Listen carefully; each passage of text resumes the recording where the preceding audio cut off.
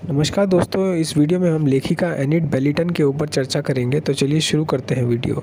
Unit बेलीटन का जन्म 11 अगस्त 1897 में हुआ था। एक अंग्रेजी लेखिका थी।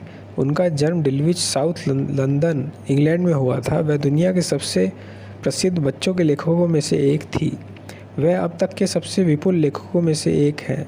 उसकी सबसे प्रसिद्ध 5 कहानियाँ हैं। 4 बच्चों के समूह, डिक, जूलियन, एनी और जॉर्जिना, जो जॉर्ज कहलाना चाहते थे, और उनके कुत्ते के बारे में टिमी, जिनके पास कई रोमांच हैं, और छोटे बच्चों के लिए उनकी नॉडी किताबें हैं। उसके माता पिता चाहते थे कि वह एक कंसर्ट पियानो वादक बने, लेकिन एनिड एक शिक्षक बनना चाहती थी। उसके माता पिता उसे एक शिक्षक के रूप में प्रशिक्षित करने के लिए सहमत हुए। उन्होंने 1919 में कैंट में पढ़ाना शुरू किया, जहां वह एक बेकेनहम में पली बढ़ी थी। एक बच्चे और किशोरी के रूप में उनकी मुख्य रुचि कविताएं, कहानियां और अन्य वस्तुओं को लिखना था। उसने उनमें से कई पत्रिकाओं में भेजा था, लेकिन कभी प्रकाशित नहीं किया था। एक शिक्षिका के रूप में काम करने के बाद उन्होंने शिक्षक विश्व नामक पत्रिका में बच्चों और शिक्षा के बारे में अपने लेख छापना शुरू कर दिया। उनकी पहली पुस्तक चाइल्ड विस्पर्स 1922 में सामने आई। वह उनकी कविताओं की एक पुस्तक थी जिसमें चित्र थे। जल्द ही उसकी शादी हो गई और उसने पढ़ाना छोड़ दिया और अपनी किताबों के साथ और अधिक सफलता प्राप्त करना शुरू कर दिया। उन्होंने सनी स्टोरीज नामक बच्चों के लिए पत्रिका में लिखा और संपादक थी।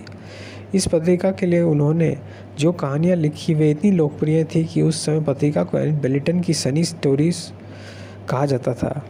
पत्रिका हर 2 सप्ताह में निकलती थी। एनिट की कई सबसे प्रसिद्ध पुस्तकें इस पत्रिका के पहले भागों में छपी थी।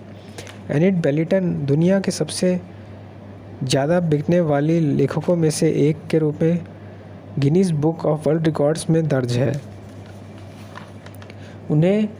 उन्हें भी शामिल किया गया है क्योंकि उन्होंने लगभग किसी भी अन्य लेखक लगभग 700 की तुलना में अधिक किताबें लिखी हैं। उनकी किताबें कई अलग अलग भाषाओं में प्रकाशित हुई। उसने कहा कि उसे लिखना आसान लगता है। अपने जीवन के अंतिम कुछ वर्षों में उन्हें एक ऐसी बीमारी हुई जिसने उनके दिमाग को क्षतिग्रस्त कर दिया, जिसे प्रेसीनाइल डिमेंशिया कहा जाता है। उनकी किताबें अभी भी बड़ी संख्या में बिकती हैं और उनका स्वामित्व उनके परिवार के पास हुआ करता था। कुछ साल पहले उनके परिवार ने उन्हें बेच दिया था और अब उनके काम एक निजी कंपनी के हैं। एनिट बेलीटन ने चैरिटी के लिए बहुत काम किया और बच्चों के लिए क्लब बनाया, जिससे उन्हें चैरिटी के लिए पैसे देने में मदद मिली। उसकी 2 बार शादी हुई थी और उसकी 2 बेटियां थीं। लंदन के हैम्पस्टेड में अल्जाइमर रोग से उनकी मृत्यु हो गई। इसी के साथ इस वीडियो को हम यहीं समाप्त करते हैं। हमारे चैनल को लाइक, सब्सक्राइब और कमेंट अवश्य करें। धन्यवाद दोस्तों।